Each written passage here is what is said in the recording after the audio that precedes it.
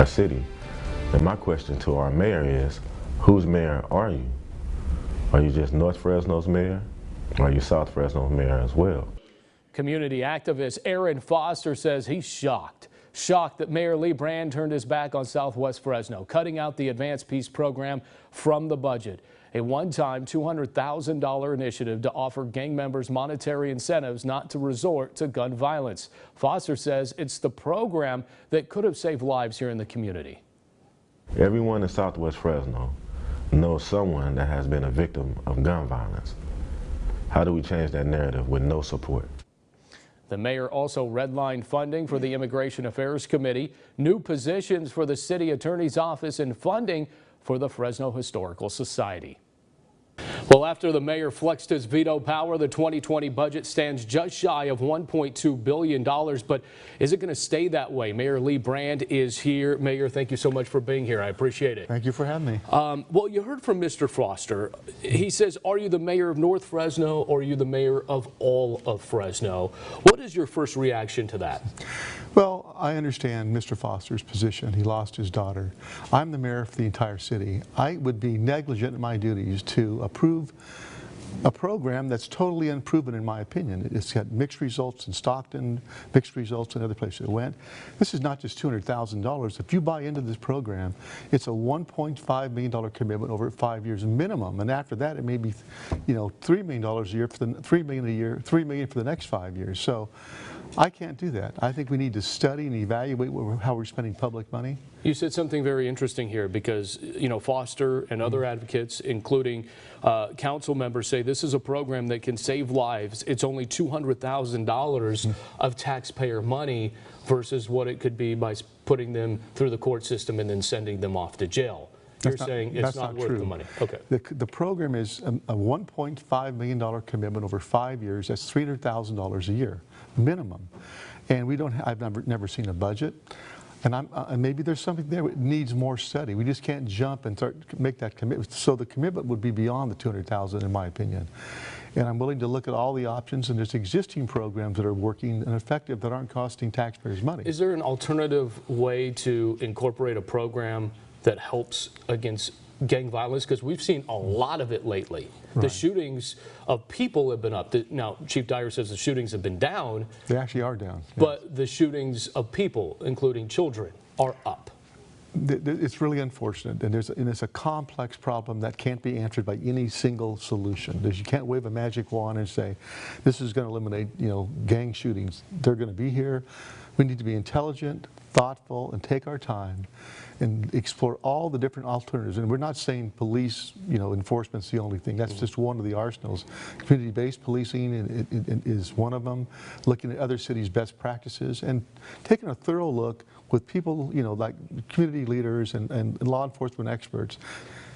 There's no easy solutions in the city of Fresno or any place as far as that's concerned. And so to do my job properly, I'm again the mayor for the entire city, we need to do things in a responsible way. You had a lot of things on the cutting floor there to balance the $1.187 million budget, just to be exact. Billion dollar budget. Billion dollar budget, there you go, even more exact. The Immigration Affairs Committee gone, the Fresno Historical Society and funding for more CSOs all left on the cutting floor. But Esmeralda Soria on this show last week said the revenue predictions that you're saying are conservative.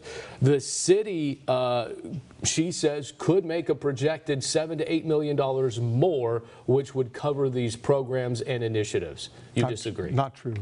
First of all, it's to go out and take a revenue figure and manipulate the revenue figure, like whether it's sales tax or property tax, to fit your budget, takes the city on a slippery slope I never want to go on. The team at the city has probably got collectively almost 100 years of experience. Over the past 5 years, their accuracy in predicting total revenues is within 1.5%. That's pretty accurate.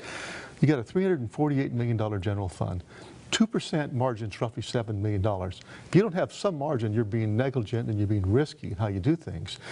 Every budget over the last, since I've been there, has been a carryover. So the carryover is part of the budget. You take the carryover away, you're not going to balance the next year's budget. Believe me, I pushed the envelope as far as I could in this budget. I respect what they're doing, but I'll stick with the tried and true method of our staff in evaluating and putting together budgets. The council now has roughly about 25 days now to see if they can overcome a 5-vote, one-line veto to challenge what you have so that it can pass. Right. For programs like Advanced Peace and the Immigration Affairs Committee, do you see those holding? You see your vetoes holding up?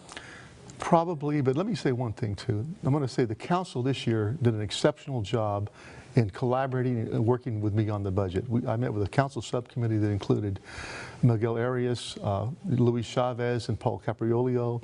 We came together on at least 2 or 3 different occasions, and we all agreed in the end on the budget we had today. So I want to thank them for, one, we have a budget that preserves our reserve at 10%, $34 million, the biggest in the city's history. 2, we have a truly balanced budget. Thanks to Steve Brando and myself, who sponsored a balanced budget amendment on the ballot that passed with 80%, we had to have a balanced budget. We have a balanced budget, and we didn't go into our reserve. I want to move on to a picture that our very own Stephanie Barugian took that's causing a big stir on social media. It's the photo she took on Chestnut and McKinley. There's a lot of homeless trash out there on that corner. It seems to be piling up even more around the city, on the freeways and stuff like that.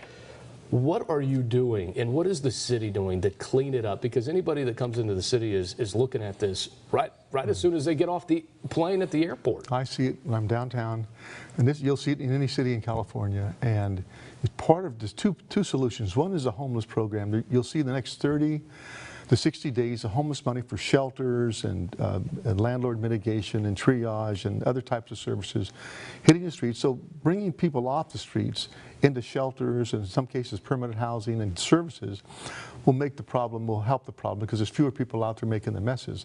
The second thing will be part of this, Clean Fresno initiative I announced at the State of the City. That'll be geared up probably in the next month or 2. And these all going to be addressed. The stuff on the highway is the responsibility of Caltrans. The other stuff is either city or county, but it's something that certainly needs to be addressed. It's out of control, though. Yes, I wouldn't disagree, but you got so many people in your staff. You got so many incidents. You can only cover.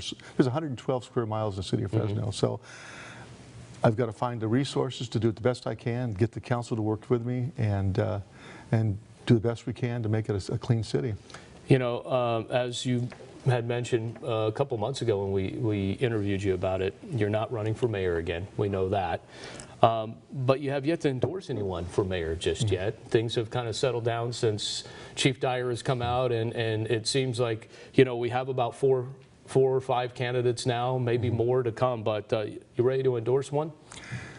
I will hold off for right now. I mean, you don't even file for a candidacy until, I believe, sometime in November. I think it closes in December. So at this point in time, we have 3 or 4 people that are potentially candidates. So some will stay in, some will probably drop out. So we'll wait and see after whatever the December deadline is who the final candidates are. And at that point in time, I'll consider endorsing somebody.